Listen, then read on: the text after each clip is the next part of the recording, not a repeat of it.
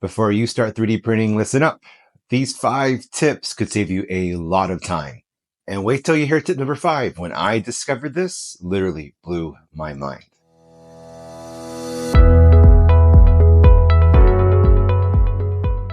Hey YouTube, welcome to my channel. This is Sweet and Sour 3D. I'm Eric Sauer. Like many of you, I just started my 3D printing journey after getting some 3D printers about 6 weeks ago. Also, like many of you, I dived right in, learning from other YouTube tutorials and others such along the way. It's been about 6 weeks of printing amazing things, learning from trial and error, but I've learned these 5 tips that would have saved me a lot of time and frustration, and hopefully they'll do that for you.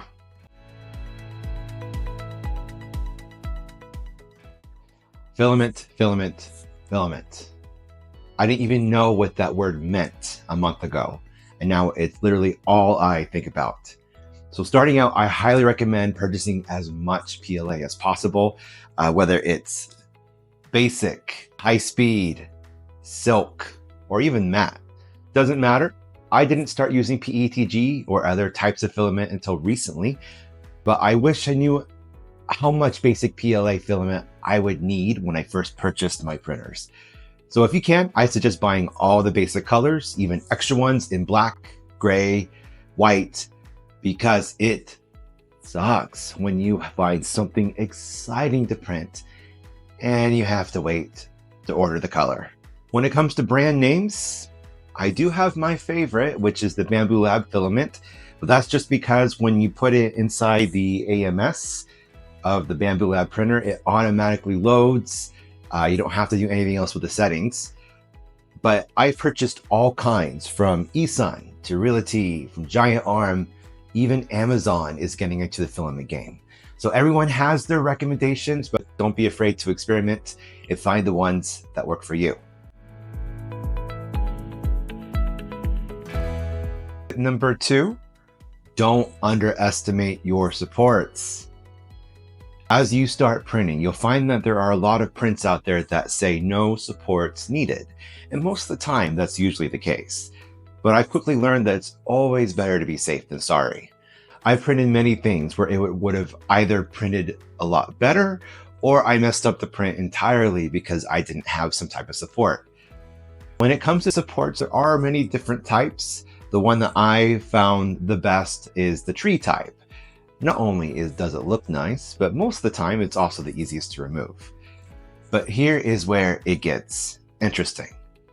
So let's say when you preview the print, the program is overloading it with supports, but you only need it in some specific areas. This is where the supports painting option comes into play.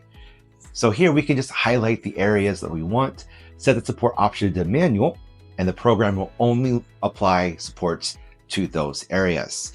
So give this a try next time there's a print that says you don't need supports, but you might be worried that you need some in some specific areas or whatnot. So give it a try. So tip number 3, I don't think I've used millimeters as a measurement more in my life than this last month.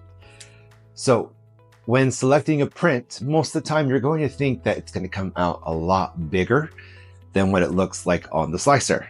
I've discovered many times that is not the case.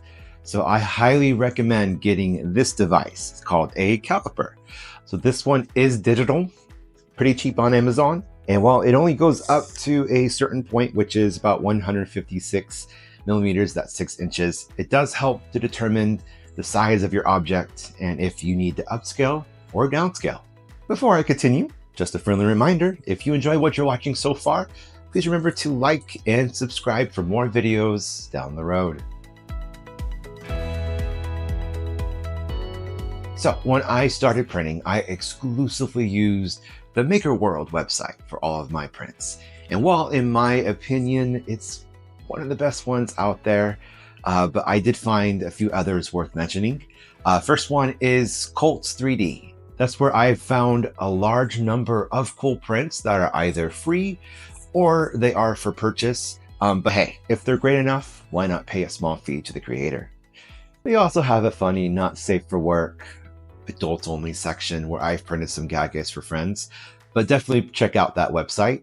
The other website I recommend is Thingiverse. Most everything I found on that site is free to download, but just be warned, there are a ton of pop-ups. All right, last but not least, tip number 5.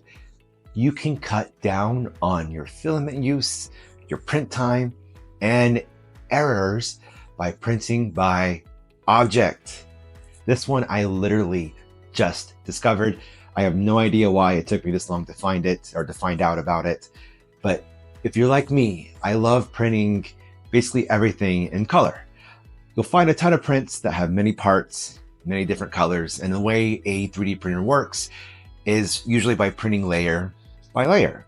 So with each color change comes all of that filament poop and that priming tower and the purge. So depending what you're printing, this can take a very long time.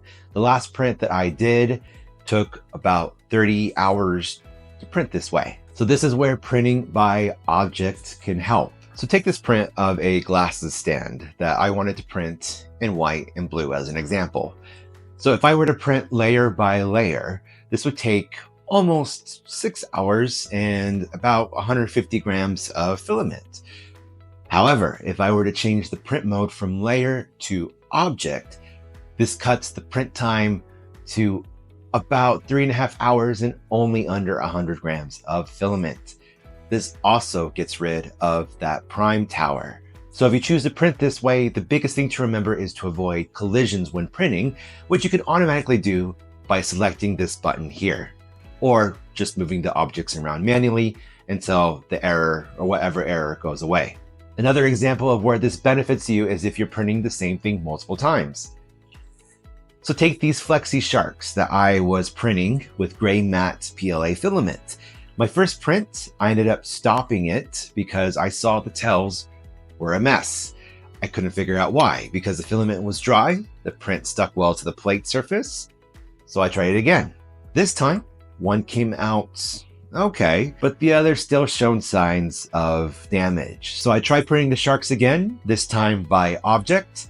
While the print time was a little bit longer, the results came out great. So that's it. There's my top 5 tips that I wish I knew before I started 3D printing. I hope you learned something that will help you in your 3D printing journey. Once again, please like and subscribe for more entertaining videos to come. I'll see you all later. Happy printing.